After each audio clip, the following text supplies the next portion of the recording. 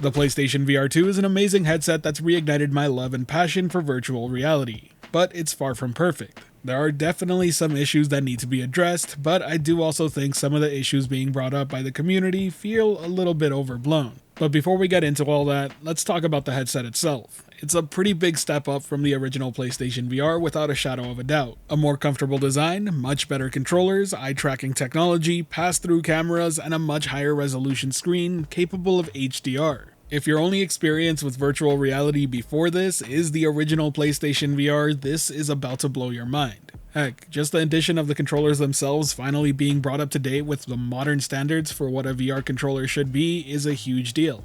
No offense to Sony, but the PlayStation Move remotes for the original PSVR were always kind of a mind-blowing decision to me considering just how old they were and how finicky the tracking could be. These new Sense controls are much more responsive and ergonomic, they feel more natural while playing a game, and they really do feel more like hands. If you've played on a MetaQuest, you know what to expect out of them. One way in which they stand out above everybody else though is the haptic feedback built into the controls. It's the very same kind that's built into the DualSense remotes for the PS5. When you shoot a gun, you'll feel the trigger pull. If you draw on a bow and arrow, you'll feel the tension of that draw. It's a very cool sensation and one that really does immerse you further into the game. I wouldn't call it a game changer as you can still enjoy virtual reality without it, but I do think more controllers going forward should start implementing something similar. At the end of the day, I think anything that helps further immerse you into virtual reality is a good thing. The other most impressive feature I want to draw attention to is something that I do believe will become a standard in VR technology, and that's eye tracking. The PSVR 2 can track your eye movements, and it's a pretty wild experience when you're selecting menu items just by looking at them. But past menu selection and other gameplay implementation, there's another very good reason why it's so important, and that's foveated rendering. Here you're taking a look at Gran Turismo 7 gameplay. You'll notice that the center area where I'm staring at is actually much crisper and more clear than anything on the outer edges.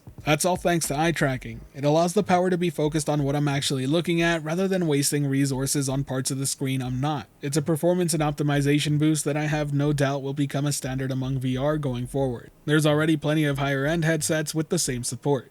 Other important features worth noting is the haptic feedback that was added to the headset itself, HDR support on the OLED display, and the single USB-C cable to actually set it all up. To put it simply, this is once again a huge generational leap over the predecessor, the PlayStation VR. Both using it and playing it just feels much better and much easier. The drawbacks? Well, the price. Let's be honest, it's not cheap. It costs $550 in the States, you need to already have a PlayStation 5, so that's an additional $400 to $500, so the total buy-in cost is around $1,000 already. When compared to something like the MetaQuest 2, which is an all-in-one device that starts at $299, well, it's a pretty huge price gap. Such a big gap should lead to an obviously better experience on the PSVR 2 when playing it, right? Well, kind of. And this is where it gets a bit tricky. As I stated earlier, PSVR 2 has reignited my passion for VR, and that's thanks to games like Call of the Mountain, Gran Turismo 7, and Resident Evil Village. All three games showcase just how great and capable the hardware itself is. Racing in Gran Turismo 7 is an experience like none other. The fact that you can play pretty much the entire game this way is just a huge win. It's not limited like GT Sport was for the original PSVR.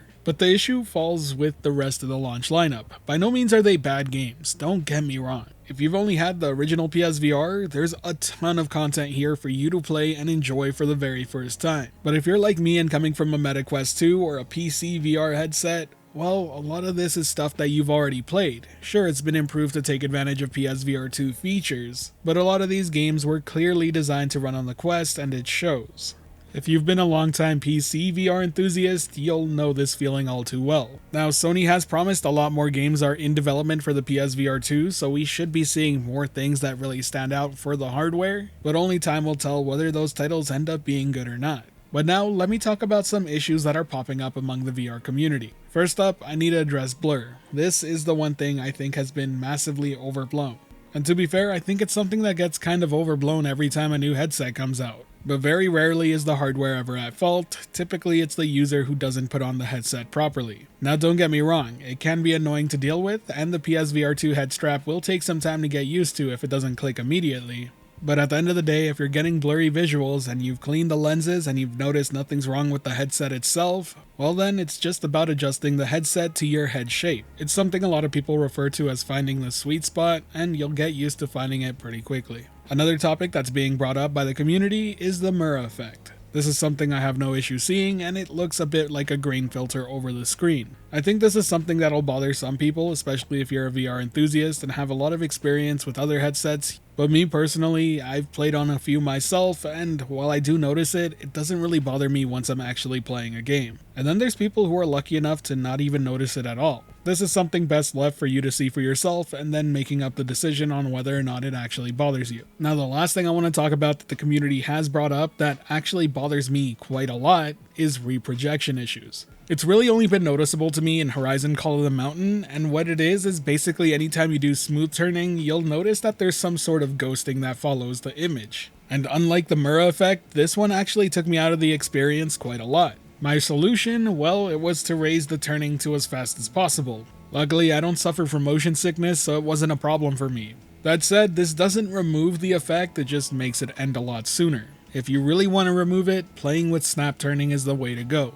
From my understanding, this happens because the game is rendering at 60 FPS and reprojecting to 120. I really do hope this is the sort of thing they can improve on with software updates because I really did notice it. Overall though, I gotta say, I really do love the PSVR 2. I think it's a fantastic piece of kit. If you currently have a PS5, I think it's a no-brainer to pick one up if you're interested in getting into VR. Even more so if you're into Gran Turismo 7, I really do think that game is good enough to pick one of these up, especially if you're into sim racing and have a wheel setup. But if you're coming from something like a Quest 2, I don't think you need to rush out and buy this just yet. There are great experiences to be had already, but we need plenty more of them. That said, if you're still on PlayStation VR, then yeah, go ahead, pick this up. It's gonna be a huge difference. And for the group that doesn't have a PS5 and is interested in the PSVR 2, only buy it if you can actually see yourself using a PS5 as well. $1,000 is way too steep of an asking price for what's currently available right now. So only buy these together if you actually see yourself using the standalone PS5 on top of the PSVR 2. While that wraps up my current thoughts on the new headset, just be aware that I will be uploading PSVR 2 game reviews on the channel soon, as well as some news videos.